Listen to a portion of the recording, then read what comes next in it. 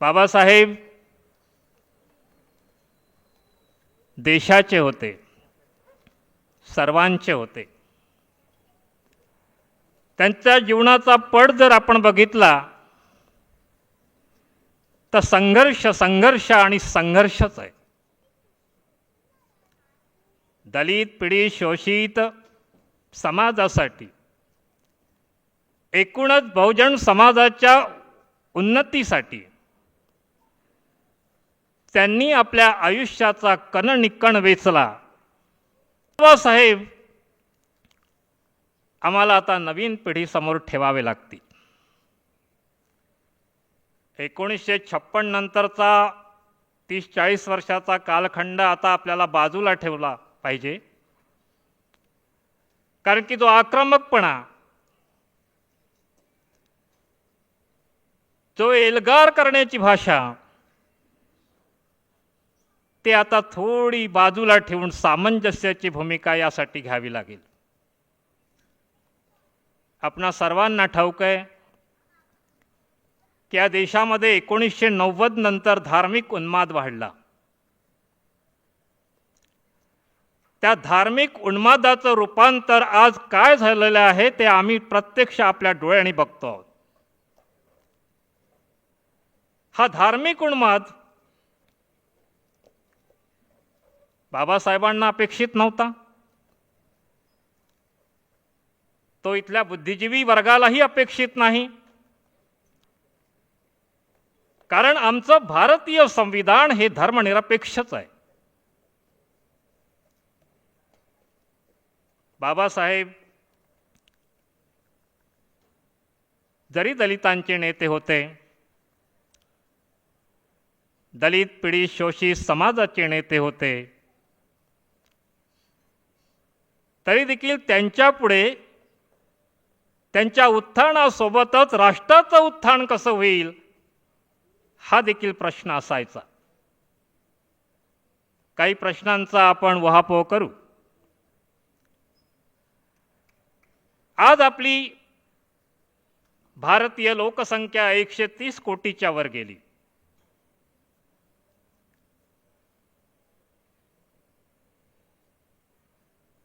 दोन 2021 मध्ये जनगणना झाली नाही,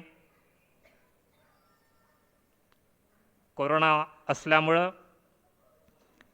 त्यामुळं 2021 नंतरचा नक्की आकडा कुणालाही माहीत नाही, कारण दर 10 वर्षांनी जनगणना होते. पण कुटुंब नियोजन आणि संतती नियमन या संदर्भामध्ये बाबासाहेब फार आग्रही होते. 1936चा सुमार स्वतंत्र मजूर पक्षाचे ते नेते आहेत आणि विधिमंडळामध्ये त्यावेळेला त्यांच्या पक्षाचे 14 आमदार निवडून आलेले आहेत. बाबासाहेब गटनेते आहेत स्वतंत्र मजूर पक्षाचे. या स्वतंत्र मजूर पक्षाने संतती नियमनाचा प्रस्ताव विधिमंडळाच्या अध्यक्षापुढे ठेवला, पण तो प्रस्ताव बाळगला, कारण की त्या काळामध्ये या विषयावरती कुणीच गांभीर्याने घेत नव्हतं. अध्यात्माचा पगडा त्या काळात त्यावेळच्या लोकांवरती होता. ते म्हणाले की नाही, संतती नियमनाच्या संदर्भामध्ये आता बोलू नका, कारण की हा संयमाचा अध्यात्माचा वेगळा विषय आहे. प्रस्ताव बाळगला. पण तेव्हापासून बाबासाहेब संतती नियमनाच्या, कुटुंब नियोजनाच्या फार आग्रही राहिलेत. या सगळ्या प्रश्नांच्या मागे त्यांचा राष्ट्रीय भाव कोणता होता तो आपण समजून घेणार आहोत.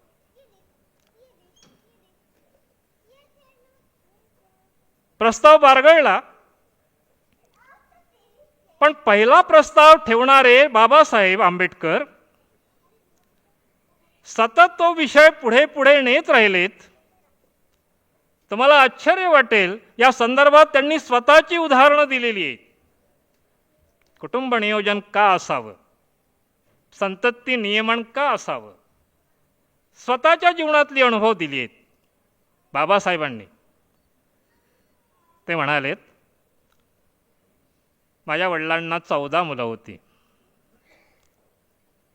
आम्ही भावंड 14, मी 14वा. तुम्हाला कल्पना आहे, 14 पैकी 7 मरण पावलीत आणि 7 भावंड जिवंत होती. ते आपल्या कॉलेजमधलं उदाहरण देतात की मी एल्फिन्स्टन महाविद्यालयामध्ये शिकत असताना कुटुंब मोठं असल्यामुळं, माझी भावंड जास्त असल्यामुळं मला माजरपाटचा सदरा घालावा लागायचा. फटका कोट अंगावर असायचा, खिशात पैसे नसायचे, पायात वाहना नसायच्या. ही अवस्था का? कुटुंब मोठं असल्या कारणाने. स्वतःची उदाहरणं बाबासाहेबांनी दिलेली आहेत. माझ्या वडिलांचं चुकलंच असं ते म्हणायचे. मग स्वतःच्या कुटुंबाविषयी त्यांनी उदाहरण दिलेलं आहे एका स्नेहसंमेलनाच्या कार्यक्रमात. भाषणामध्ये तेच म्हणतायत की मला 5 मुलं होती, त्यापैकी 4 मरण पावलीत. त्यावेळेला वाईट वाटायचं, पण आता मला कळलं की जे झालं ते चांगलं झालं. कारण की 5 मुलांचा सांभाळ करताना त्यांच्या शिक्षणाचा बोज वाहताना मला किती कष्ट सहन करावे लागले असते हे आत्ता कळतं. हे त्यांच्या जीवनातलीच उदाहरणं आहेत. आणि मग कुटुंब नियोजनाचा, संतती नियमनाचा जो प्रस्ताव पहिल्यांदा स्वतंत्र मजूर पक्षाचे गटनेते असताना बाबासाहेबांनी मांडला, तोच प्रस्ताव अधिकृत भारत स्वतंत्र झाल्यानंतर 1951 मध्ये पंचवार्षिक योजनेत पहिल्यांदा कुटुंब नियोजनाच्या प्रस्तावावर भारत सरकारने 70 लाख रुपयाचं अनुदान दिलं आणि तो प्रस्ताव कायद्याने अंमलात आणला. आज करोडो रुपये आपण कुटुंब नियोजनावर खर्च करतो आहे. बाबासाहेबांची दृष्टी बघा. राष्ट्र निर्माणासाठी दूरदृष्टीचा नेता हवा असतो आणि बाबासाहेबांमध्ये ती दूरदृष्टी होती. आज 14 अप्रैल पूरे भारत में बाबा साहब का जन्मदिन मनाया जा रहा है, आप सभी जानते हैं. और भारत तो जयंती मना रहा है, लेकिन इसलिए नहीं कि उनकी नज़र में महान थे. क्योंकि बता दूं, आज और एक बात है, और पता है क्या बात है? आज एक सार्वजनिक छुट्टी है, पब्लिक हॉलीडे है. इसलिए आप देखते होंगे कि आज पूरा भारत, लगता तो है कि पूरा भारत मना रहा है. और सभी जानते, पूरे भारतीय लोग जानते हैं, इंडियंस जानते हैं कि भारतीय संविधान के प्रमुख शिल्पी बाबा साहब रहे. लेकिन भारतीय ये भी बात बेहतर जानते हैं कि सामाजिक परिवेश के कारण या सामाजिक परिवेश के प्रभाव के कारण उन्हें, मतलब बाबा साहब अम्बेडकर जी को दलित नेता के रूप में अधिक जानते हैं. लेकिन किंतु क्या कोई बताएगा कि समता, स्वतंत्रता, भाईचारा की बात संविधान में लिखने वाले बाबा साहब को आप दलित कैसे मानते हैं? अब ये तो एक महत्वपूर्ण सवाल है कि जिस पर हम लोगों ने गौर करना चाहिए. अब मैं बता दूं, दलित यानी क्या होता है? दलित यानी शोषित, पीड़ित. और ये एक अवस्था होती है, कोई शोषित हो, पीड़ित हो, अवस्था होती है. लेकिन व्यक्ति का अवस्थांतर भी होता है, ठीक है ना?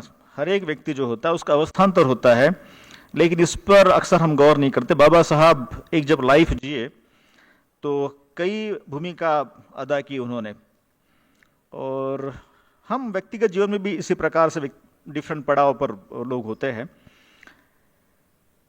लेकिन बाबा साहब को उस नजरिए से नहीं देखा गया। आप सभी जानते हैं यथास्थितिवादी प्रसार माध्यमों ने उन्हें अनुसूचित जाति के नेता के रूप में पेश किया है, आप सभी बेहतर जानते हैं। अब उनका तो ठीक है, लेकिन उनको अनुयायी मानने वाले हम लोग,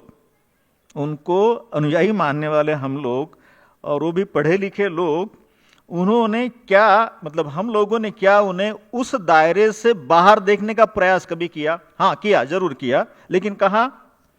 माइक पर और किताबों में, और सपोज दूसरे जाति के लोगों के सामने बताने की बात आती है तो हाँ बाबा साहब फिर वो बड़े आदमी के रूप में पेश करते, बोलते हैं, बस यहीं तक सीमित रहे हम लोग। और इसीलिए सुशिक्षित लोग भी मतलब भ्रमित हुए हैं, और यही कारण था कि आप सभी जानते हैं कि सुशिक्षित लोग जो समाज में होते हैं उन्हीं का मार्गदर्शन, मतलब वही लोग मार्गदर्शक होते हैं। अब जब हम लोग ही भ्रमित थे तो ऑब्वियस है कि बाकी समाज भ्रमित आपको दिखाई देता है, और यही परिणाम था कि आप लोग जैसे उत्तर नागपुर से हम लोग जरीपटका, फिर पावर ग्रिड चौक, फिर नारा रोड और फिर टीका नाका जब आए तो आपने देखा होगा उत्तर नागपुर मतलब खास तो पावर ग्रिड से टीका नाका तक आपने जो बाबा साहब को जिस तरह से लोगों ने प्रेजेंट किया है, प्रदर्शित करने का प्रयास किया है, बाबा साहब को मतलब बाबा साहब को और बाबा साहब के लोग हम समझ सकते हैं बात। लेकिन ऐसा हुआ क्यों? पहली बात तो समझना बहुत जरूरी है कि ऐसा हुआ क्यों। राजनीति वालों का अपना एक महत्व होता है, लेकिन आपने मतलब सभी लोगों ने, हम लोग ने उतना ही महत्व देना चाहिए राजनीति को जितना उसका सिग्निफिकेंस है। बाबा साहब को नीले कल्चर में प्रेजेंट करने के लिए, मतलब नीला कल्चर बाबा साहब को चिपका दिया है, उसके जिम्मेदार उस वक्त के शेड्यूल्ड कास्ट फेडरेशन के नेता है, जिसके बारे में यदि आप लोग प्रेजेंटेशन में थे तो आप सभी बेहतर जानते हैं। ये तो अच्छा हुआ कि बाबा साहब ने राजनीति को दोयम मान का धर्मांतर पहले कर लिया, क्योंकि यदि ऐसा नहीं होता तो उनको मानने वाला समाज अधर्म में लटका हुआ आप देखते, उनको मानने वाला समाज हम देखते कि अधर्म में लटका होता है। क्यों? क्योंकि इन्हीं शेड्यूल कास्ट फेडरेशन के नेताओं ने बाबा साहब के पार्थिव पर कौन सा फ्लैग डाल दिया था? जब उनकी अंत्य यात्रा निकली थी बंबई से 7 दिसंबर 56 को, तो उनके पार्थिव पर, उनकी डेड बॉडी पर नीले रंग का फ्लैग, मतलब वैसे नीले रंग का फ्लैग नहीं था, वो शेड्यूल कास्ट फेडरेशन का फ्लैग था। वो क्यों डाल दिया था? क्योंकि वो चाहते थे कि 3 महीने बाद में इलेक्शन है, तो इस प्रकार हम उसका फायदा हमें होगा। और यही चाहत थी कि दीक्षा के पहले भी वो चाह रहे थे कि भाई पहले आप इलेक्शन होने दीजिए, उसके बाद दीक्षा लीजिए। इस प्रकार मतलब देखिए, पॉलिटिशियन पहले अपना फायदा देखता है, वो देखता है कि उसका नाम पहले महत्वपूर्ण हो, और इसलिए वो धर्मांतर की जो बात है पीछे वाली बात मान रहे थे। और इसीलिए पूरे भारतवर्ष में उसके बाद देखते हैं हम लोग कि नीली पहचान अब कौन से लोगों की बन गई है, इसे बताने की क्या आवश्यकता बिल्कुल नहीं है। और हां, रंग केवल रंग नहीं होते हैं, ये मत कहना कि नहीं साहब काय फरक पड़ते कोणत्या रंगानी, है ना, इस प्रकार से सवाल भी करते हैं लोग। तो रंग केवल रंग नहीं होते, रंगों में संस्कृति होती है। और मैं फिर से बता दूं, 1 बार 2 बार 10 बार बता दूं, नीले रंग की संस्कृति यह शेड्यूल कास्ट की संस्कृति है, और शेड्यूल कास्ट फेडरेशन के कारण वो कल्चर बन गया है। बाबा साहब चाहते थे कि उसके बाद रिपब्लिकन पार्टी ऑफ इंडिया की स्थापना करे, और यदि वो ऐसा होता, मतलब उनके जीवित रहते उस पार्टी की स्थापना होती, तो उस फ्लैग का कलर, मतलब रिपब्लिकन पार्टी ऑफ इंडिया का कलर नीला कभी नहीं होता तो मे भी 3 कलर का होता या 2 कलर का होता। और हां, ये टूटे हुए लोगों की संस्कृति है, और हां, दुश्मन यही देखना चाहता, दुश्मन बहुत खुश है, और टूटे हुए लोग हम हैं, इसीलिए फिर जुड़ जाते किसी के साथ में। कैसे? पहले जुड़े कांग्रेस के साथ में, फिर जुड़े बीजेपी के साथ में, क्योंकि टूटे हुए लोगों का अपना वजूद कुछ नहीं होता। ठीक है, ऐसा उन्होंने मान भी लिया है, चूंकि ऐसा मान लिया तो फिर दिक्कत की बात नहीं है। तो इसलिए आज आप शाम को जब घर जाओगे है ना, मतलब यहाँ से हम जाएंगे तो जरा समाज में जहां भी आप रहते हैं उनको समझाने का प्रयास कीजिए अपने लेवल पर। ये ऐसा नहीं है कि भाई आप लोग मानते हैं, आप लोग समझते हैं तो केवल हमारा मानना, हमारा हमारा समझना पर्याप्त नहीं होता है। बाबा साहब पहले ही चल बसे और फिर हम देखते हैं कि नीली संस्कृति वाले लोग उस कल्चर को परिवर्तित करने की क्षमता रख न सके। और मैं जब मेरे ख्याल से हम लोग कस्तूरचंद पार्क के आसपास थे तो मैसेज आया, मैं अमुक अमुक बोल रहा हूँ, ठीक है, और बाबा साहब की जयंती की शुभकामनाएं और फिर जय भीम नमो बुद्धाय। अब ये मैसेज शायद आपने सुना होगा, पता नहीं, आई डू नॉट नो, लेकिन जो मैसेज आया बताना चाह रहा है, अच्छा हाँ, मैसेज पॉलिटिशियन का था। ये मैसेज जो था मतलब वॉइस रिकॉर्डेड मैसेज था, पॉलिटिशियन का मैसेज था। और इसीलिए आप लोग कम से कम खुद अपनी बात को मतलब सही क्या है गलत क्या है समझने का प्रयास करना है, क्योंकि पॉलिटिशियन कभी नहीं चाहेगा, पॉलिटिशियन कोई भी हो यथास्थिति बनाए रखने का काम वो करता है। वो आपका क्यों ना हो, जिसको आप कहते हो ना कि मेरा आदमी है, भाई आपका आदमी है लेकिन वो किसी का किसी पार्टी के साथ जुड़ा हुआ है, तो इसीलिए वो आपका आदमी नहीं होता। टूटे हुए लोगों का प्रतिनिधित्व करने के लिए फिर वो अपने सर पर क्या करते हैं, नीली टोपी जरूर पहनते, क्योंकि वो बताना किसको चाहते हैं, उनको बताना चाहते हैं कि मैं नीले लोगों का प्रतिनिधि हूं, मैं नीले कलर के लोगों का प्रतिनिधि हूं। और हमें अच्छा लगता है यदि हम नीले वाले हैं तो हम यह समझते हैं कि ये हमारा नीला वाला लीडर है, ठीक है। इसी प्रकार हम लोग बाबा साहब को बड़ी बड़ी तो बात करते हैं, जैसे हम प्रेजेंटेशन में जब लोग आते हैं तो कहते हैं कि बाबा साहब तो विश्व रत्न थे। अरे मेरे बड़े भाई, बाबा साहब विश्व रत्न थे, तो जब हम फ्लैग की बात करते थे तो कहते थे कि ये फ्लैग में क्यों, बाबा साहब तो विश्व रत्न थे। मतलब समझ लेना चाहिए कि ये ऐसे लोग भगोड़े होते हैं। भगोड़े मतलब सच्चाई से भागने वाले लोग होते हैं। वो जिसने बोला, जो लोग बोलते हैं वो तो भारत के लोग हैं। जब भारत के लोग हैं तो भारत में चिंता हमें करनी है कि बाबा साहब को हम किस रूप में प्रदर्शित करते हैं, किस रूप में पेश करते हैं। मैं बता दूं आखिरी में कि ये बाबा साहब का अपमान करते हैं हम लोग, और बाबा साहब को नीले कलर में प्रेजेंट करना और खुद नीले भी हो जाना, यह बाबा साहब का अपमान है। बाबा साहब के नाम पर हम अपमान की संस्कृति का प्रदर्शन करते हैं। इस बात को मैं 1 बार 2 बार 10 बार बता सकता हूं। क्यों? क्योंकि बाबा साहब जब उनका देहांत होता है, उनके पार्थिव पर जब हम लोगों ने रखा जो फ्लैग, नीला कलर का फ्लैग रखा था, बाबा साहब बोल नहीं सकते थे, क्योंकि जब अंत हो जाता तो आदमी बोलता नहीं है। और उसी का फायदा हम लोगों ने लिया, उसी का फायदा लिया कि अब तो आप हो नहीं, बोल नहीं पाओगे। क्योंकि उन्हीं के जो लोग थे, उन्हीं के साथी लोग थे पहले, वो तो चिंता में थे कि ये पता नहीं कब चले जाते हैं। बाबा साहब इसलिए कहते हैं कि मेरे मरने के पहले ही ये विवाद उत्पन्न हो गया है कि भाई अध्यक्ष कौन, सेक्रेटरी कौन। मतलब ये जैसे घर में कहते हैं ना, बूढ़ा कब कब जाता है, उस प्रकार हम जो लोग किस मानसिकता में जी रहे समझ सकते हो आप। और हम ही लोगों ने बाबा साहब को एससी के बाबा साहब, दलितों के बाबा साहब इस रूप में पेश किया। और ये हमने गलती जरूर की है, और इस गलती को, चूंकि गलती हमने की है, गलती को सुधारने का प्रयास है। और हां, कुछ ये मत समझिएगा कि सभी लोग मान जाएंगे, आसानी से मानते नहीं है, लेकिन आम लोग अच्छे होते हैं, आम लोग समझदार होते हैं। और दूसरी बात, आम लोग इतने चीटर नहीं होते हैं। चीटर तो हम लोग होते हैं। जो पढ़ा लिखा आदमी होता है ना, समाज को सही दिशा में ले जा सकता है और वो गलत राह भी दिखा सकता है। इसीलिए आप पढ़े लिखे के लोगों को पहचानिए। वो केवल डिग्री है उसके पास में या कोई बड़ा ओहदा है तो उसके पीछे जाएंगे तो बिल्कुल फंसते रहेंगे हम लोग। तो इसलिए हम ये चाहते हैं कि बाबा साहब के नाम पर ना तो हम खुद लोगों ने फंसना चाहिए और ना किसी को फंसाना चाहिए। बाबा साहब का जो भी कद था, उस कद के हिसाब से उनको प्रेजेंट करना चाहिए। राष्ट्र निर्माता डॉक्टर अंबेडकर जयंती के अवसर पर मंच पर उपस्थित आज के कार्यक्रम के अध्यक्ष प्रेमा श्रीमा,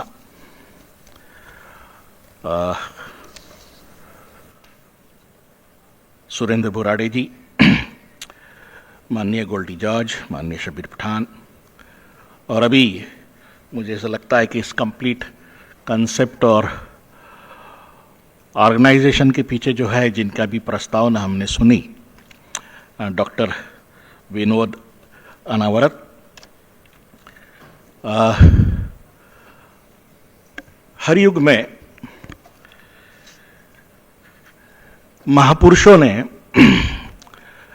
अपनी क्षमता, अपने ज्ञान, अपनी योग्यता से समाज में बहुत बड़े बड़े परिवर्तन किए हैं। और मैं समझता हूं कि ऐसे ही महापुरुष की डॉक्टर बाबा साहेब अम्बेडकर की जयंती आज हम मना रहे हैं। संविधान के शिल्पकार तो थे ही वो, लेकिन ऐसा कोई मुझे एरिया नहीं दिखता जहां पर उन्होंने अपने विचार ना रखे और अपनी सोच ना रखे हो। और मैं जब भी उनको पढ़ता हूं तो बहुत प्रभावित होता हूं।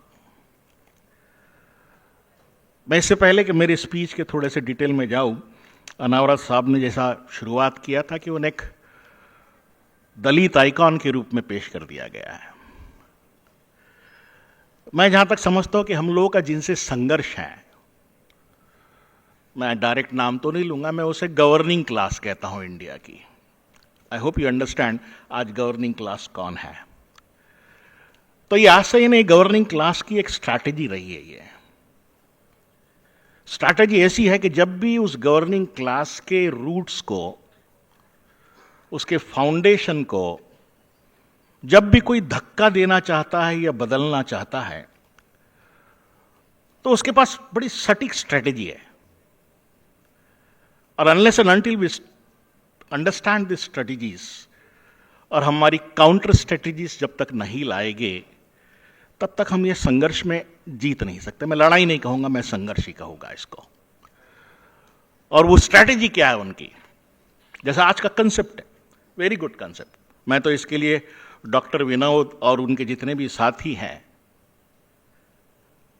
आज की जो रैली थी एक अलग यूनिक रैली है, कंसेप्ट अलग है, आइडियोलॉजी वही है। और आज के दौर में हमें कोई नई आइडियोलॉजी की जरूरत नहीं है। हमें बाबा साहब ने, महात्मा फुले ने, हमारे महापुरुषों ने एक विचारधारा दी है जो परफेक्ट है। सिर्फ उसको वक्त के साथ नई स्ट्रैटेजीज, नई एवेन्यूज के साथ में सामने आना होगा। तो जैसा मैं कह रहा था कि बाबा साहब को एक छोटे से सेक्शन में उन्होंने फिट करने की कोशिश की, क्योंकि उनकी स्ट्रैटेजी है सबसे पहले कि उनके फाउंडेशन को कोई भी अगर धक्का पहुंचाने वाली चीज होती है तो सबसे पहले वो उसको इग्नोर करता है, वो ध्यान ही नहीं देगा। हो सकता है कि आज की भी हमारी रैली को कुछ लोग इग्नोर करने की कोशिश करें, लेकिन वो जान बताता है कि इग्नोर कर रहा है, लेकिन इग्नोर नहीं करता है। सेकंड, जब वो देखता है कि इग्नोर नहीं हो रही है और ये लोग बढ़ते ही जा रहे हैं, तो फिर वो हंसी उड़ाना चालू करता है लोगों के बीच में कि ये ऐसा है, वैसा है, कुछ ना कुछ बात पकड़ के हंसी उड़ाएगा। जब वो देखता है कि फिर भी नहीं रुक रहा है, तो फिर वो डिफेम करता है, बदनाम करता है, ताकि लोग उसके करीब ना जाए। और जब देख रहा है कि बदनामी से भी फर्क नहीं पड़ता है, तो फिर उसे वो एक छोटे से कॉर्नर में डालने की कोशिश करता है। जो आपने कहा ना कि दलित राष्ट्र निर्माता को जो संविधान लिखे, who can give this concept, who can write such a beautiful constitution, how can be he only a Dalit leader? I don't think so. It's very wrong. और शायद उसके जिम्मेदार हम लोग भी है, 100% है।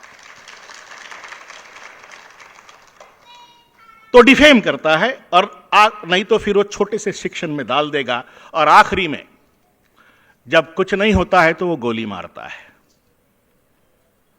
मैं तो समझता हूं कि हम उस 5 रिश्ते तक पहुंचेंगे, जिस दिन पहुंच गए उस दिन समझ लेना हम बहुत मजबूत हो चुके हैं। मैं राष्ट्र निर्माता की जब बात करता हूं, डॉक्टर बाबा साहेब अम्बेडकर की, तो I just try to study his concepts on nation. कि बाबा साहब एक राष्ट्र के बारे में क्या सोचते थे, क्या कंसेप्ट था, क्या उनका सोच था। तो ये मुझे उनकी 25 नवंबर 1949 की जो स्पीच है उनकी, जब उन्होंने संविधान को पेश करते हुए दिया था। वो कहते हैं कि आजादी के बाद अगर आप ये समझ रहे हो कि भारत का गठन हो गया है, एक राष्ट्र का गठन हो गया, अगर आप यह समझ रहे हो तो आप एक गलत भ्रम में जी रहे हो। You are cherishing a delusion in yourself. अगर किसी को यह लगता है कि 47 में तो आजाद हो गए, आजादी मिल गई, एक राष्ट्र का गठन हो गया जिसका नाम भारत है, बाबा साहब कहते हैं नो, इस भ्रम में मत रहिए। वो कहते हैं कि वो राष्ट्र कैसे हो सकता है जिसमें लोग हजारों जातों में डिवाइडेड हो। Where is the unity? जहां लोग इतने डिवाइडेड हो, वो एक राष्ट्र कैसे हो सकता है? और वो ये कहते हैं कि इस हिसाब से ना तो हम एक सामाजिक तौर पे राष्ट्र है, ना तो हम एक मनोवैज्ञानिक तौर पे राष्ट्र है। और इस भ्रम को, इस सच्चाई को जो मैं कह रहा हूं, बाबा साहब ने कहा भारत का जो जातियों में बटा हुआ समाज है, वो जितने जल्दी इस बात को समझ लेगा, इस भ्रम को समझ लेगा, वो ये समझ जाएगा कि एक राष्ट्र निर्माण में बाधाएं क्या है और जरूरतें क्या है। And the most important things he says, वो कहते हैं caste is an anti national concept. ये वर्ड यूज किया है, ही यूजेस दिस वर्ड कि जात, कास्ट ये एक एंटी नेशनल कंसेप्ट है, बिकॉज ये लोगों को, इंसानों को आपस में बांटती हैं, जोड़ती नहीं है।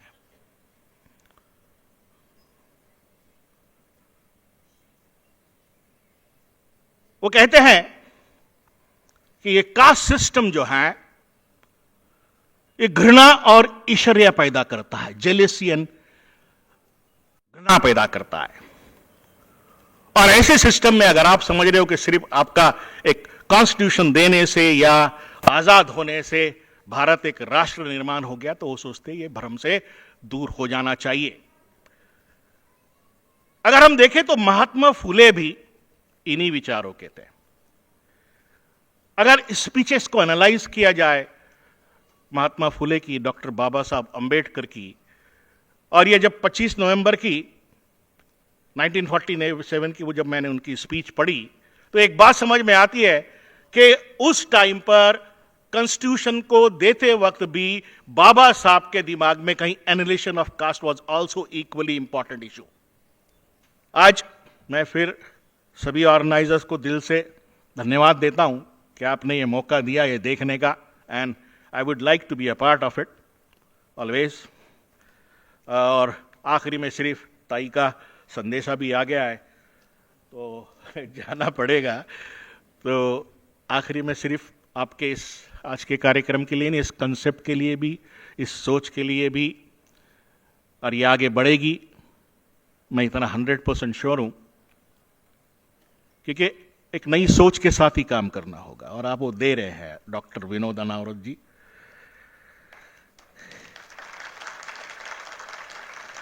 तो मैं यहां जितने लोग हैं उनके लिए 2 लाइन बोलूंगा और शब्दों को विराम दूंगा कि हमारे जुनून का नतीजा जरूर निकलेगा, हमारे जुनून का नतीजा जरूर निकलेगा, हमारे इस संघर्ष से नूर निकलेगा। शुक्रिया, जय भीम, वंदे भारत। बहुत बेहतरीन कोशिश आने वाले भारत के लिए, जो 26 जनवरी 1950 को अपेक्षित थी, वो आज देखने को मिल रही है, ऐसा कहा जा सकता है यकीनन।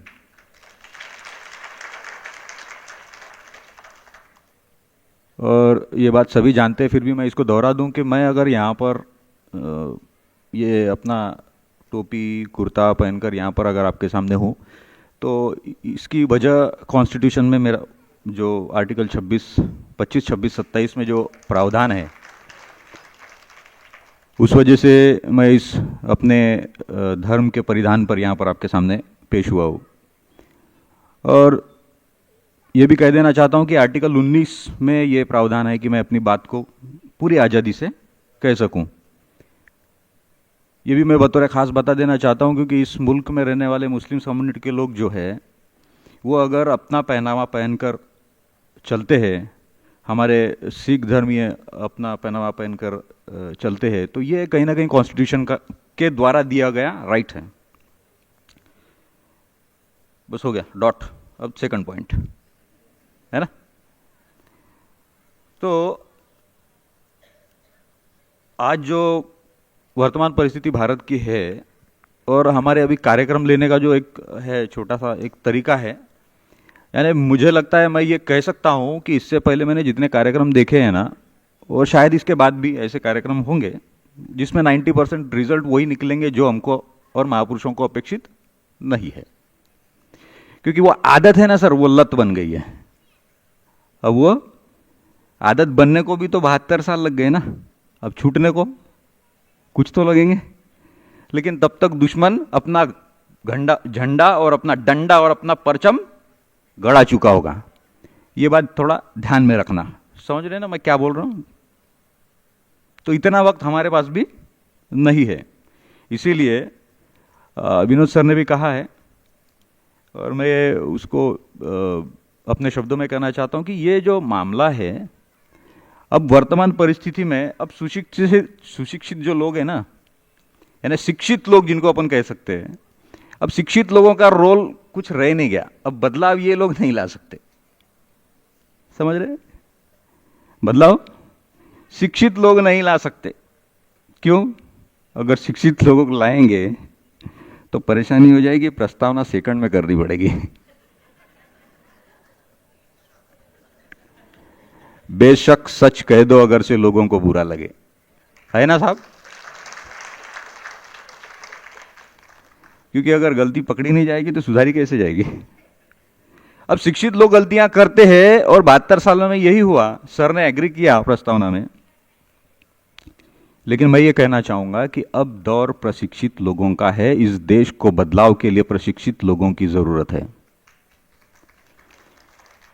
शिक्षित आदमी गलती करने के 90% चांसेस है, लेकिन प्रशिक्षित आदमी गलती करने के 0.1% भी चांसेस नहीं होते। भाई क्या कहना चाह रहा हूं वो आप समझने की कोशिश करें, ठीक है? डॉट। अब तीसरा पॉइंट है ना, आप समझ गए। तो अभी तीसरा पॉइंट ये है कि अभी देश को, मुझे नहीं लगता कि अब राजकारणियों की या और किसी की और इसकी और उसकी किसी की जरूरत है, क्योंकि 72 सालों में हमने सबका टेस्ट ले चुके हैं। तो अब देश को राजकारणियों की जरूरत नहीं है। इस देश में अगर बदलाव आएंगे तो वो क्रांतिकारी ही ला सकते हैं। अब किसी की जरूरत है ऐसा लग नहीं रहा, क्योंकि बहुत एक्सक्यूज हो गया ना, बहुत एक्सप्लेनेशन हो गया, बहुत सब कुछ हो गया। अब एक्शन करना है तो एक्शन के लिए ट्रेंड लोग चाहिए होते हैं। लॉजिक कितने लगाएंगे? लॉजिक नहीं, कितने लगाएंगे लॉजिक? और बदलाव की एक वैज्ञानिक प्रणाली है। बुद्धा ने भी उसको कहा है कि बदलाव लाने के लिए स्वयं को बदलना पड़ता है, खुद को बदलना पड़ता है। और ये 14 अप्रैल का जो प्रोग्राम हो रहा है ना अभी, ये उस बदलाव का एक वाहिद उदाहरण बनकर सामने आएगा। तो इस बदलाव को अपने को कंसिस्टेंटली आगे मेंटेन करते रहना है। ये उन लोगों की जवाबदारी है जो इस हॉल में आज उपस्थित है। वो गलती से भी ये गलती ना करें कि उसको कल्चरल बनाए। समझ रहे ना? वो कल्चर नहीं था। ये उदाहरण, मिसाल के तौर पर एक लेडी अगर उसको वो हामला हो जाए, यानी गर्भधारणा उसको हो जाए, और उसने जिस तारीख उसका जब वो बच्चे को जन्म देती है, तो बच्चे का जन्मदिन कब मनाते अपन? जब वो प्रेग्नेंट हुई थी तब, या जब वो उसका डिलीवर हुआ तब ना। अभी 2 तारीख है, 26 नवंबर और 26 जनवरी। है ना। उदाहरण वही है, शायद सटीक ना बैठे लेकिन आसान, समझने में आसान हो जाए आपको। 26 नवंबर को संविधान दिन हम लोग मनाते हैं। संविधान भारत का है, भारत राष्ट्र है और राष्ट्र का ग्रंथ है संविधान, और उसको हम 26 नवंबर को मनाते हैं। और 26 नवंबर को देखा जाता है कि पूरी इंडिया के अंदर जो लोग मनाते हैं, इंडिया के बाहर भी जो लोग मनाते होंगे, वो पर्टिकुलर एक कम्युनिटी के हैं। अच्छा, दूसरी बात यह है कि ये 26 नवंबर को संविधान दिन मनाने का कार्यक्रम 2015 से ही होश में लाया गया, समझ रहे, यानी इंजेक्टेबल है, ये इंजेक्ट किया हुआ है। अब इंजेक्ट क्यों किया? 26 जनवरी जो प्रजासत्ताक दिन है, गणतंत्र दिन है, और उसी दिन संविधान लागू हुआ। उस दिन की महत्व को, गरिमा को खत्म करने के लिए काउंटर प्रोग्राम 26 नवंबर है, ऐसा कहा जा सकता है। ठीक आ गई है। अब मुझे भी इजाजत लेनी पड़ेगी, और उसके पहले मैं आपको बुद्धिज्म का एक मैसेज देता चलूं। यानी इस्लाम में भी वही कॉन्सेप्ट को माना है, चरत भिक्खवे चारिकम। अभी रमज़ान का महीना चालू है, मेरा भी रोज़ा चालू है, उसी हालत में मैं आपके सामने हूँ। हमको तो 1 महीने का रोज़ा रखने के लिए कहा गया है, लेकिन बुद्धिज़्म में तो वो जो चरत भिक्खवे चारिकम जो है, वो भिक्खु जो चारिका करेंगे, वो उनके लिए तो कोई लिमिटेशन नहीं, पूरा साल भर भी कर सकते ना। मतलब मैं ये कह सकता हूँ कि आपके पास में कोहिनूर है और हमारे पास तो कोहिनूर का टुकड़ा है, फिर भी काम नहीं हो रहा है, मैं जो समझाना चाहता था वो आप समझ गए, ऐसी आशा और अपेक्षा करता हूं। आयोजकों ने मुझे यहां पर बुलाया, उसके लिए बहुत बहुत धन्यवाद। वंदे भारत, नमो बुद्धाय, जय भीम। सदियों से हमारे इस मुल्क में एक ऐसी विचारधारा पैदा की गई जिसमें जात पात में हमको बांटा गया, वर्ण में भी बांट दिया गया, ऐसा बना दिया। वो बात बोलने का भी मन नहीं करता कि हम किसी को छोटी जात या नीच जात बोलें, लेकिन ये नामों से बुलाया गया। उनको ज्ञान लेने से, विद्या लेने से भी दूर रखा गया, धर्म मंत्रों से भी दूर रखा गया। जैसे पहले भाई साहब बता रहे थे, हमको हिंदू कब बोला जाता है? जब झगड़े कराने हैं, जब वोट लेना है। हमको मंदिर में जाने का भी अधिकार नहीं था। इसके लिए बाबा साहब ने बहुत संघर्ष किया है। उसके पहले आज मैं थोड़ा आपको बताता चलूं कि गुरु नानक साहब ने भी इसके लिए बहुत संघर्ष किया है।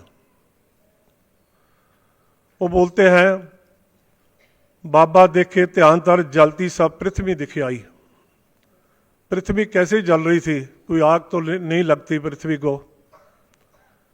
यही था कि जात पात में लोगों को बांटा गया था। आज के दिन हमारे 10वें गुरु गोविंद सिंह जी ने ये जो सिख धर्म की संपूर्णता को उसको मजबूत किया था, जिसको हम किसी भी धर्म में अब प्रवेश करते हैं तो उसका प्रण लेते हैं। उसमें 5 प्यारों की पंचायती राज की उन्होंने चुनाव किया, और उसमें सब जिसको अपन छोटी जातियां बोलते हैं, सभी लोग शामिल हुए। वो आज के दिन अनंतपुर साहब में हुआ था, जिसको हम 5 प्यारे बोलते हैं। उसमें छवि, नाई, झीवर, जिसको छोटी जाति बोलते हैं, वो 5 जो उसमें शामिल हुए थे। और उसको एक खालसा पंथ का गुरु साहब ने नाम दिया, वहाँ सिंह और कौर लगाया, ऊंचा दर्जा दिया। गुरु साहब ने यही बोला था कि मैं जो पछड़ी जातियां हैं इनको मैं सरदार बनाऊंगा।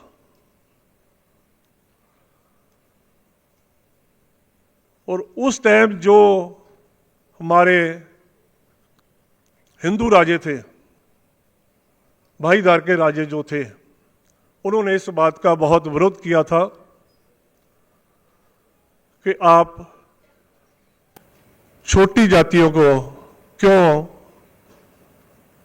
ये पहल देकर बराबर में खड़ा कर रहे हो, क्यों ज्ञान उनको दे रहे हो, ये तो हमारे नीचे सेवक बनकर रहने लायक है। जो अपन संघर्ष की बात कई बार मुगलों के साथ जोड़ दी जाती है सिखों की, जो सरासर गलत है। उस टाइम में बहुत ऐसे मुसलमान भाई हुए हैं जिन्होंने इस संघर्ष के अंदर सिखों का साथ दिया। जंग जो हुए हैं वो विदेशी हमलावरों के साथ हुए हैं, जो अफगानिस्तान या उधर से चढ़ के आते थे। अपने देश में जो संघर्ष था, ये जो मनुवादी सोच जो मनुष्यता के अंदर मनुष्यता को बांटती है, उसके खिलाफ सबने मिलकर लड़ा है। इसमें जो प्रैक्टिकल है, हमारे जो सिख धर्म में ज़्यादा प्रैक्टिकल किया जाता है। जो पहरावे की बात आती है, जो आजकल ये चल रहा है, जैसे मुसलमान भाई उनके जो औरतें हैं जो बुर्का पहनती है, उसके ऊपर भी विवाद उठा है। इसी के लिए गुरु साहबों ने जो शहीदियाँ दी थी, जो एक मनुष्यता की धार्मिक आज़ादी है, हर आदमी को अपने धर्म में रहने की आज़ादी है, ना कि अपन किसी के ऊपर जबरदस्ती कोई बात थोप सकते हैं।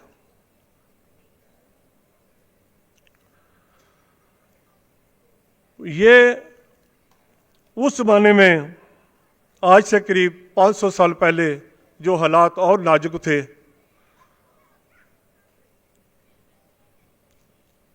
जो आप दरबार साहब गोल्डन टेम्पल में सरोवर देखते हो, पानी देखते हो, खैर आप लोग गए भी होंगे।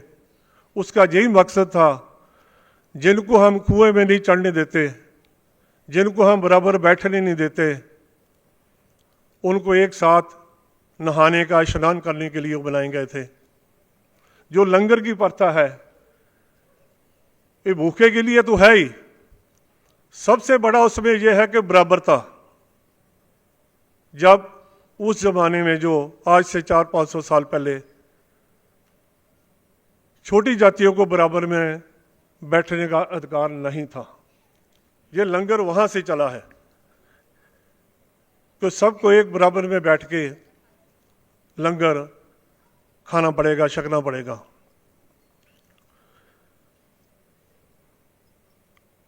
और ये गुरु साहबों ने एकदम उसके ऊपर बहुत प्रैक्टिकल करके लोगों को दिखाया।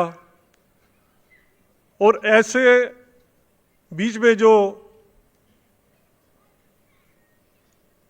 सिख धर्म को भी बीच में हिंदू धर्म के साथ जोड़ा जाता है, जबकि इसके संस्कार बिल्कुल अलग हैं। इसमें हम लोग किसी मूर्ति पूजा, किसी देवी देवते को नहीं मानते हैं। हम मनुष्यता के अंदर, इंसानियत के अंदर उस खुदा को, उस वाहिगुरु को देखते हैं। वो इंसानों के अंदर है, वो किसी और जगह में बैठा हुआ नहीं है। अगर हम आपस में मिलकर नहीं रहेंगे तो कितनी भी कोई पूजा करते रहें तो उसमें भगवान अपने को मिलने वाला नहीं है।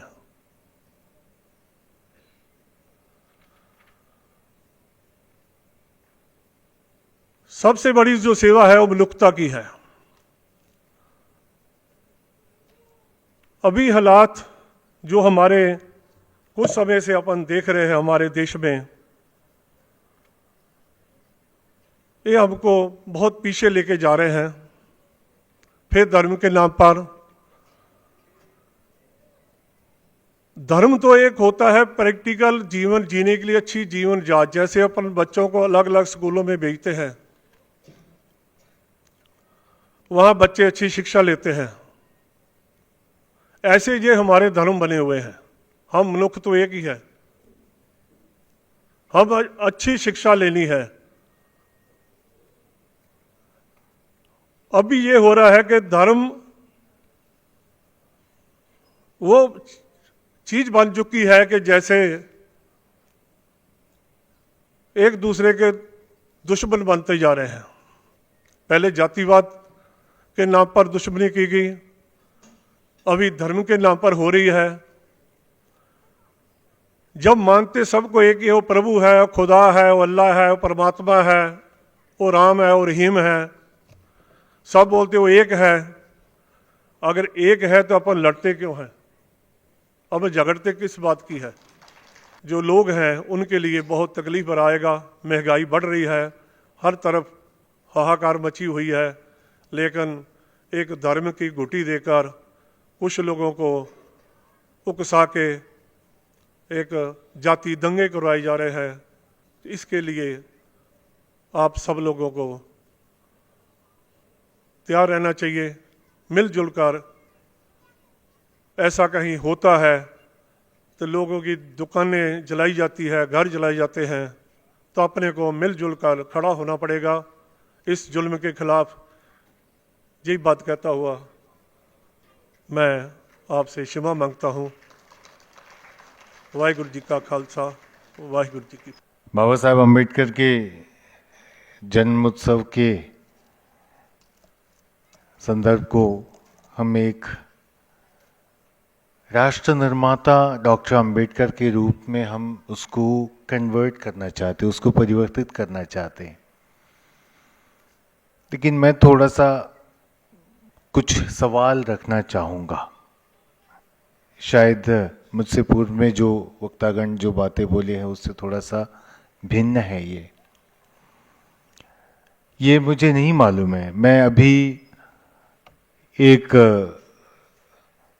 हमारे छत्तीसगढ़ में पूरा बस्तर का एक इलाका है, तो मैं बस्तर के इलाके का एक फैक्ट फाइंडिंग इन्वेस्टिगेशन टीम को लेके वहाँ गया और उसका एक सप्ताह तक इन्वेस्टिगेशन करके मैं जहाँ से आया हूँ, जहाँ एक अभियान चल रहा है, बहुत गंभीर रीति से एक अभियान चल रहा है।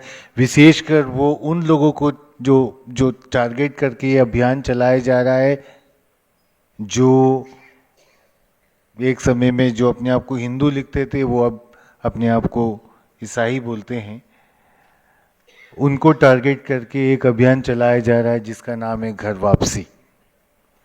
आप में से कुछ लोगों ने सुना होगा इस नाम को, इस शब्द को सुना होगा, घर वापसी। इससे पहले मैं कई सारे फैक्ट फाइंडिंग में रहा हूँ, मैं कई सारे फैक्ट फाइंडिंग में देश के अलग अलग इलाके में गया हूँ। 3-4 फैक्ट फाइंडिंग के छोटा मैं संदर्भ को रखता हूँ, अपनी बातों को शुरुआत करूँगा।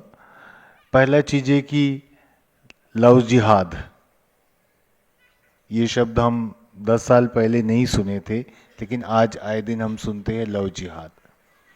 दूसरा शब्द है बीफ ईटिंग, गौमांस के खाने से उत्पन्न होने वाली क्या बड़ी समस्या है। तीसरा है गोरक्षक। हमारी सारी सड़कों पे गाय घूमती रहेंगी, लेकिन गोरक्षक अपना काम करने का दावा करती है। चौथा है घर वापसी, जिसके बारे में मैंने जिक्र किया। मैं ये बातें इन संदर्भ में रख रहा हूं जब हम अंबेडकर को, डॉक्टर बाबा साहब अंबेडकर को एक राष्ट्र निर्माता के रूप में हम स्थापित करना चाहते हैं, और इसके सामने के हमारे चैलेंजेस क्या है, चुनौतियां क्या है। यदि आप सोचते हैं कि ये रास्ता बहुत आसान है, तो ये उतना आसान नहीं है। मैं इसको शुरुआत में ही बोलना चाहता हूँ। ये आसान आप और हम मिल के बना सकते हैं। शायद हमको बहुत ज़्यादा इसके लिए मेहनत करने की आवश्यकता है, बहुत काम करने की आवश्यकता है, फील्ड में उतरने की आवश्यकता है। इस प्रकार के एसी हॉल में बैठ के ये काम आसान नहीं होगा। आपको इसकी इस बात की गंभीरता को समझते हुए जिम्मेदारी के साथ में ये बात बोलने की आवश्यकता है कि क्या वास्तव में हम डॉक्टर बाबा साहब अम्बेडकर को एक राष्ट्र निर्माता के रूप में देखना चाहते हैं या नहीं चाहते हैं। देखना चाहते हैं तो मुझे नहीं मालूम है से आप में से कितने लोग उसके लिए काम करने के लिए तैयार हैं। यहां पे तो तैयार होंगे, हाथ उठा दोगे, लेकिन जब मैं बोलूंगा कि आइए आप सिटी शहर को छोड़ के थोड़ा धूप में चलिए तो पसीना लगेगा, तब आपके शरीर से बदबू आएंगे। उन गरीब मजदूर किसान दलित आदिवासियों की जो गलियारों में जब घूमने की बात आएगी तब अधिकांश लोग पीछे हटते हैं। और ये मेरा पिछले 33 साल का अनुभव है। मैं कोई 1 साल के या 5 साल के या 10 साल के नहीं, पूरे 33 इयर्स ऑफ एक्सपीरियंस से मैं आपको बता रहा हूं कि ये बहुत कंसिस्टेंट अनुभव है। ये मैं हर एक आंदोलन में देखता हूं और मैं कुछ बातों को आपके सामने में सोचने के लिए, थॉट्स के लिए, चिंतन के लिए आज के इस दोपहर के इस समय में छोड़ना चाहता हूं। एक तो बात जो मैंने जैसे बताया अभी, पहला चीज है कि आज जिस तरीके से हमारे देश में धर्म को लेके जो रिलीजियस फ्रेंजी चल रहा है, जिस रीति से जो धर्म के नाम से एक पागलपन जो हमारे देश में चल रहा है, इसके विपरीत क्या हम लोग पीसफुल कोएग्जिस्टेंस की बात कह सकेंगे? मतलब आप भी रहिए, हम भी रहे। संविधान के आर्टिकल्स बता देते हमारे पूर्व के सारे वक्तागण। आर्टिकल 25 में दिया है कि कोई भी व्यक्ति अपनी इच्छा के अनुसार जिस धर्म या पंथ को वो मानना चाहे उसको माने, उसका प्रचार करे, उसमें लोगों को सम्मिलित कर भी सकता है। तो अब संविधान की एक तरफ में बात कहते हैं और दूसरी तरफ में एंटी कन्वर्शन लॉस लाते हैं। संविधान की एक तरफ बात करते हैं, दूसरी तरफ हिजाब नहीं पहन सकने की बात कहते हैं। आप किस चीज को ज्यादा महत्व देते हैं, संविधान को या उस संविधान के आधार पर बने हुए उस कानून को? किस चीज को आप ज्यादा इंपॉर्टेंस देते हैं? ये एक सवाल आपको और हर एक व्यक्ति जो बाबा साहेब अम्बेडकर को राष्ट्र निर्माता के रूप से स्थापित करना चाहते हैं उसको सोचने की आवश्यकता है और इसकी जवाब के साथ में जाए। बिना बेजवाब मत जाइएगा। खाली अम्बेडकर को एक राष्ट्र निर्माता के रूप से घोषित करके एक नए भगवान की सृष्टि की आवश्यकता नहीं है। 33 कोटि ऑलरेडी है, 33 कोटि यहां पे है, 33 कोटि एक की आवश्यकता नहीं है। Please be very sure what you want to make a strong position that Dr. Ambedkar is one of the craftsmen of this, or rather the founding father of the nation building process of India. इसकी जवाब आपको जब तक नहीं मिलेगा तब तक आप नहीं जाइए। दूसरा एक चीज है, the dream project, doctor Ambedkar का dream project, that was annihilation of caste. Annihilation of caste क्या है? खाली वो किताब नहीं है, जात पात तोड़क मंडल के लिए लिखा गया वो भाषण नहीं है जो बाद में किताब बन गया है। That was a project. He wanted to see India beyond idea of caste. Caste के बिना, now what are we talking about? Caste के बिना का मतलब क्या है? खाली जाति और वर्णाश्रम धर्म के आधार में ही सीमित करके समझे जाने वाले एक व्यवस्था है। या डॉक्टर अंबेडकर ने जात को केवल उस वर्णाश्रम के सीमा के अंदर में ही देखा या समझा, या उसके बाहर भी समझा? या बाबा साहब अंबेडकर ने, why is he bringing the idea of caste? Because discrimination को वो एड्रेस कर रहे हैं. He's addressing the whole notion of discrimination. भेदभाव, विवेचना, और उसको तोड़ने की बात कह रहे हैं, चाहे वो हिंदू धर्म को ही तोड़ने की बात क्यों ना हो.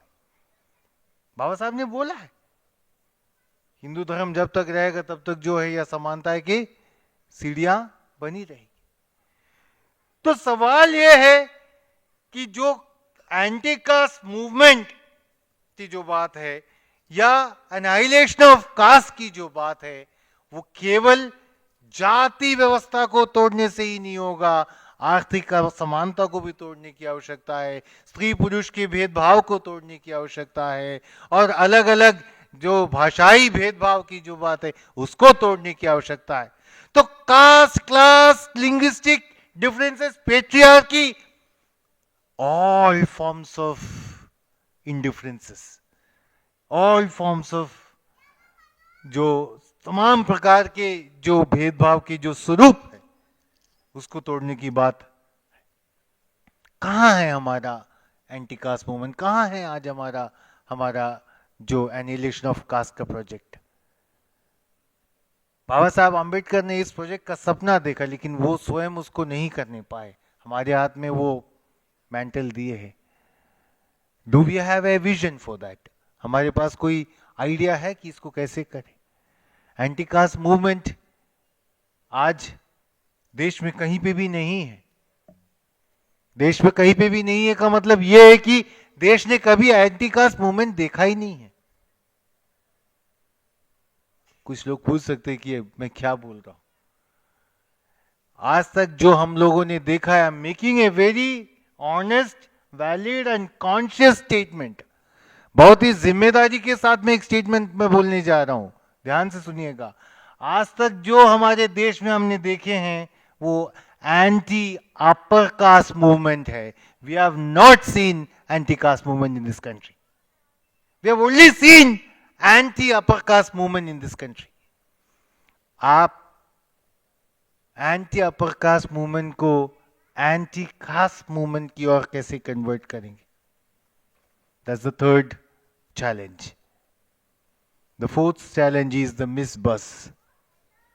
जिन मुद्दों को आज से 30 साल पहले यहां के मूल निवासी शेड्यूल कास्ट शब्द मुझे पसंद नहीं है, क्योंकि मैं इसके बारे में फिर कभी आपसे बताऊंगा. It is as simple as equivalent to the term Harijan. It is not a term form by Ambedkar. Baba Saheb Ambedkar ने इस टर्म को नहीं दिया है. It is a appeasement term used by the British bureaucratic brain. There's a long story behind it. फिर कभी हम इसके ऊपर बात करेंगे. आप सभी लोगों ने बहुत ध्यान से मुझे सुना, इसलिए मैं आप सभी का शुक्रगुजार हूँ. आयोजक राष्ट्र चेतना प्रेरणा मंच को मैं बहुत सारी बधाई देता हूँ और धन्यवाद देता हूँ कि उन्होंने मुझे यहाँ पे आमंत्रित किया. आप सभी लोग को बहुत बहुत धन्यवाद. जय भीम, जय फूले, जय संविधान. और आप लोगों ने जो नया नारा दिया वो क्या, मुझे सिखा दो. मुझे ये वंदे शब्द से थोड़ा प्रॉब्लम है, फिर भी मैं बोलता हूँ वंदे. धन्यवाद. तो अभी चूंकि 10 मिनट है, मैं 5 मिनट में मुझे जो बोलना है मैं बोल लेती हूँ, और फिर उसके बाद में, चूंकि बाबा साहब जी हाँ राष्ट्र नेता थे, हम उनके जो पूर्वज थे, जो कि महात्मा फुले को उन्होंने गुरु माना, तो ये बिल्कुल सही बात है. बिरसा मुंडा जी जिन्होंने राष्ट्र चेतना जगाई, क्रांतिकारी विचार जगाए, अपने शहीद हुए जो भगत सिंह जी है, वो सभी लोग राष्ट्र प्रेमी थे. लेकिन बाबा साहब राष्ट्र निर्माता क्यों?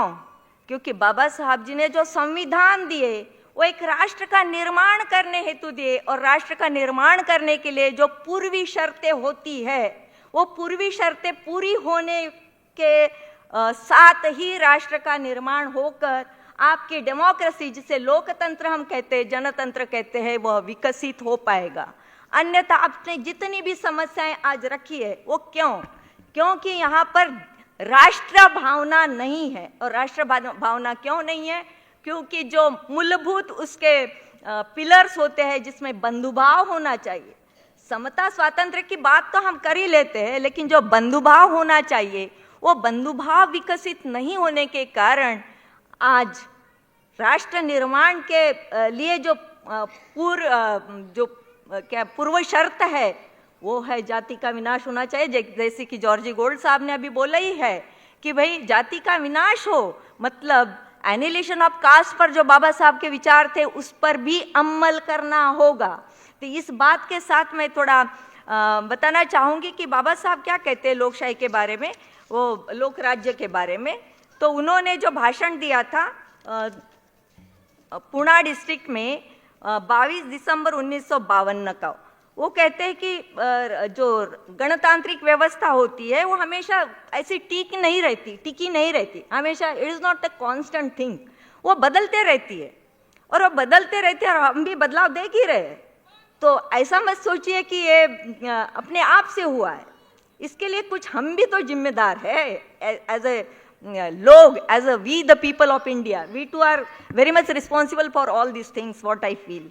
सो बाबा साहब के जो हाइपोथेसिस है कि भाई लोकशाही एकदम एक देश में भी वो समान रूप में नहीं रहती, काल के साथ वो शायद बदल सकती है। तो अनेकों देशों की उदाहरण देकर बाबा साहब वो बातें रखते हैं। और पूर्व शर्तें क्या रखते हैं कि क्या पूर्वी शर्तें होती है लोकशाही को विकसित करने के लिए, दृढ़ करने के लिए। सबसे पहले बात है कि भयानक असमानता, विषमता ना हो। और हम देख पा रहे हैं कि आज भी 72 साल के बाद में भी, 1950 के बाद 72 साल के बाद में भी हम विषमतावादी सामाजिक व्यवस्था में जी रहे हैं, हाँ या ना? अगर हम जी रहे हैं इसका मतलब हमने अगर सामाजिक विषमता को, असमानता को, चाहे वो आर्थिक रूप की हो, शिक्षा की हो, और महत्वपूर्ण है सामाजिक, जो कि वर्णों की व्यवस्था की जो बात होती है कि सामाजिक व्यवस्था में, जैसे कि हमारे एडवोकेट साहब ने भी एक बार सर के मंच पर बात किए थे कि भाई शुद्ध हिंदू एंड अशुद्ध हिंदू, लाइक दैट। तो इस प्रकार की जो जाति व्यवस्था है, वो जाति व्यवस्था बहुत ही महत्वपूर्ण है, वो अगर नहीं मिटती है। और बाबा साहब उसमें एक अब्राहम लिंकन का एग्जाम्पल देते हैं। वे कहते हैं कि अब्राहम लिंकन ने कहा है, जिन्होंने लोकशाही for the people, by the people, of the people वगैरह बोले हैं, लेकिन बाबा साहब कहते हैं कि मेरी नज़र में लोकतंत्र कैसा हो कि रक्तपात के बिना, गोल्डी साहब, रक्तपात के बिना, एक भी रक्त का बूंद, मतलब खून का बूंद ना गिरते हुए, जब आर्थिक और सामाजिक परिस्थिति में, व्यक्ति के सामाजिक परिस्थिति में आमूलाग्र बदल होगा, पूरी तरह चेंज होगा, वही लोकशाही की व्याख्या बाबा साहब देते। यानी अब्राहम लिंकन जी से भी आगे चलकर बाबा साहब जी बात करते। तो उसके लिए पहली महत्वपूर्ण शर्त रखते हैं कि सामाजिक विषमता खत्म हो।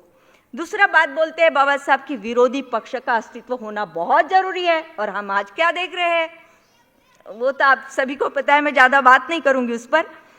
तीसरी बात बाबा साहब कहते हैं कि कानून और प्रशासन में सभी को समान अवसर मिले और सब लोगों के साथ सम प्रकार का व्यवहार हो। मतलब समान अवसर तो मिले ही मिले, लेकिन समान अवसर की, समान व्यवहार की भी बात करते हैं बाबा साहब, कितना इंपॉर्टेंट है। और हमारे जावेद साहब ने बहुत अच्छा एग्जाम्पल दिया कि एज अ गवर्निंग क्लास क्या होता है भेदभाव। As a governing class on the stage of administration and on the sentiments of the people, जो सर ने बात की है कि गवर्निंग क्लास के जो मेन जो दो कंपोनेंट होते हैं, sentiments of the people, the control of sentiments of the people, and second part is the sentiment of the administration of the on the executives. तो इस प्रकार के एडमिनिस्ट्रेशन में भी कंट्रोल रखना, तो इस प्रकार का जो गवर्निंग क्लास है वो तो भाई भेदभाव ही कर रहा है, तो इसको बदलना होगा ना।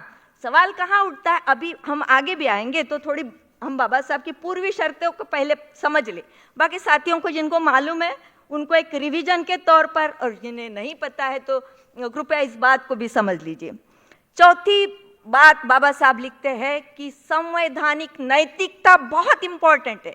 संविधान के प्रति हमारी नैतिकता क्या है, हमारी नैतिक जवाबदारी क्या है। जो भी संवैधानिक पदों पर बैठे हुए लोग हैं उनको तो है ही है, लेकिन as the people of India हमारी भी तो संवैधानिक नैतिकता है। हम भी संविधान के मूल्यों को अभी तक के समझ नहीं पाए हैं वो क्या है, और अब बिल्कुल गए ही नहीं संविधान के साथ, यानी हमने वो जिस प्रकार से उसका प्रोपेगेशन करना था वो नहीं किया। बाबा साहब कहते हैं जो संविधान मैंने लिखा है वो तो एक कंकाल के समान है, जो अस्थि पंजर शरीर होता है ना उसके समान, कंकाल के समान है, लेकिन उस पर मांस आना यानी संवैधानिक नैतिकता, तो उसको मांस लाने की जवाबदारी everybody is responsible for that. फिर वो आपका लेजिस्लेटिव विंग हो, फिर आपका एडमिनिस्ट्रेटिव विंग हो, या आपकी जुडिशियरी हो, and the public of India too, ठीक है ना। तो संवैधानिक नैतिकता एक और पूर्वी शर्त है, यानी उसमें वही बहुमत वालों ने अल्पमत वालों पर जुल्म नहीं ढाना चाहिए। दैट इज व्हाट द संवैधानिक नैतिकता मीन्स। फिर आगे बाबा साहब कहते हैं कि समाज में का समता मूलक नैतिक अधिष्ठान। अरे भाई हम तो अभी भी स्टेज पर भी हमने अपने धर्मों की बात कर रहे हैं, क्या जरूरत है? जब हम राष्ट्रीय लेवल पर बाबा साहब के राष्ट्रीय लेवल पर बात करते हैं तो हम एक है। Today we are the Indian, क्योंकि बाबा साहब का सपना वही था। तो इस प्रकार समाज में का जो समता मूलक नैतिक संविधानों का मूल्य है उसको कार्यशील रखना, हमेशा रखना, तो ये जिम्मेदारी हर एक किसी पर है, हर बंदे पर है। जो भी राष्ट्र निर्माण की कार्य में लगेगा उससे सामाजिक नैतिक मूल्यों को समता मूलक मूल्यों को प्रस्थापित करने के लिए ट्रेनिंग देना होगा, ट्रेन करना होगा, बताना होगा, प्रोपोगेट करना होगा।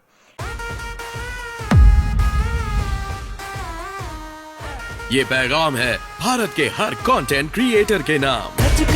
जय भीम बड़ा सीधा हंसी, जय भीम जय Bhim app available on the play store and Apple app store now.